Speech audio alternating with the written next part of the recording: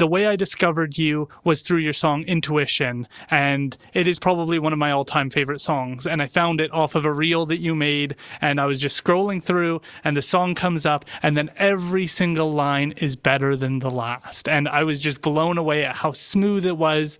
I prefer hearing your voice over the beat, and so the way that you rap is something I really admire because I like the lyricism. That's why I come out for a song. And so hearing that song was so like, this is crazy. And then I ran over to my partner Rebecca, who's in the back helping produce this podcast, showed her the song and was like, what is going on? This is so cool. Can you talk about the song Intuition and how it came about? It's funny when obviously I put out a lot of music, and I have songs I like more than others, or songs, I can have a feeling about a song and be like, I think people are really going to connect with this one.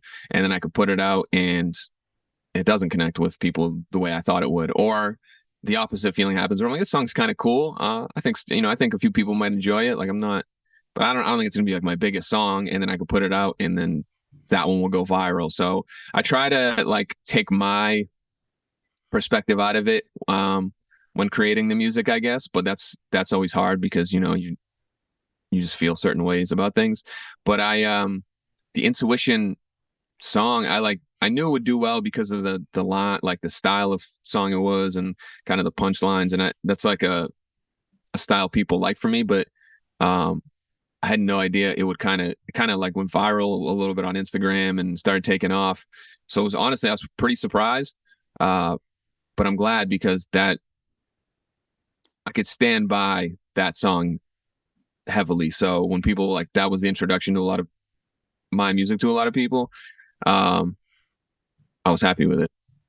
I think the part that stands out for me is that there's actual wisdom in it. And Eric Weinstein, who's a person I really enjoy, he's an intellectual, he commented that we're gods, but for the wisdom. That we have all of these technologies, but we have no wisdom on how we would use them effectively or responsibly. And he was specifically talking about nuclear weapons, and that we have these weapons, but we never talk about what their use case would be. We never talk about how they're used. And so we have all this power, but we have no knowledge or base or sage advice on how we would manage all of these responsibilities that we have as a civilization. And when you're talking about, if I'm not changing their minds, at least I'm making them think, that line resonated with me because that's my only goal, is to ask questions, learn, but not come down on one position or another and say that I'm right on this and everybody else is wrong. And I think that's the way to have healthy conversations, is to get people to think, but not necessarily to change their minds. So there's so many pieces in the song that are so admirable. How do you go about developing these verses? It's like an exercise or anything. You got to warm up, and it might take me an hour to kind of like figure out the first few lines or the concept of the song I'm going for. But then I hit this, it's like you really get in the zone, and it's almost like something else kind of takes over. It's like a higher power, whatever. And that's kind of, with that song and most songs I make, it was like, I remember, I think for like the first hour, I was kind of stumped, and then maybe had a few lines, and then I wrote the rest of the song once I got into the zone in like 45 minutes. So it's almost like something kind of just takes over. The artist's brain really kicks into gear and like writes the song itself in a way. Would you say that you're in a flow state during that period? Yeah, that's the word I was looking for. It's the flow state, like really comes in, but you got to earn it. It doesn't, I don't just sit down and I'm like, boom, magic, another song done, I leave. It's kind of like hitting your head against the wall a little bit, figuring out, trying to get there. But once you do get in that position, it just, everything kind of does its thing.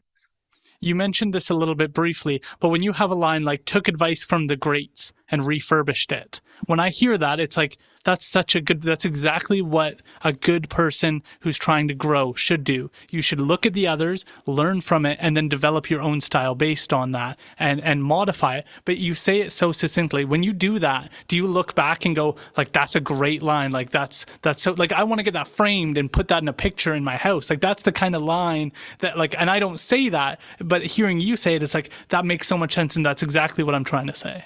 Yeah, it's cool because I noticed you're quoting different people and whatnot, and I kind of do the same thing, and I try to learn from everyone, even not just like other artists or musicians. Like I know you brought up Mr. Beast earlier. It's a perfect example. Like I'll watch Mr. Beast interviews because I'm like, this guy knows how to clearly work the internet and he's the best at it. So how can I, even though I'm not making YouTube videos, how can I take what he's doing and what he's speaking on and apply it into my music and promotion, that type of stuff, and you know, still make it me, of course. But so I'm kind of like always just taking stuff from any great mind of any genre or subject and trying to apply it to my own life. The last piece from that song, and then I swear we'll get to your recently released album, but it's take negative chatter for some encouragement. And that's the other piece that I find is so important as a creator,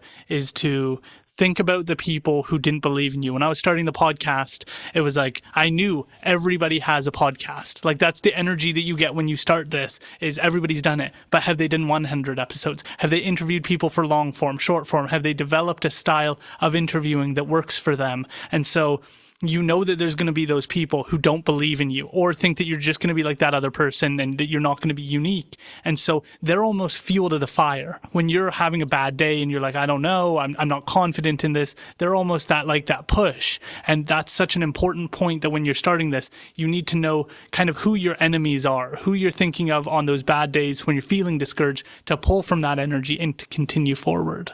Yeah, 100%. I think that's a lot of the reason why I'm in the position I am today. And I think it also comes with the balance on that aspect too, because you don't solely want that to be your energy to create, because then if you're just constantly creating from a negative space of being like, I have to prove these people wrong, and you're not doing it for like the genuine love of why you started, it can kind of get dark too.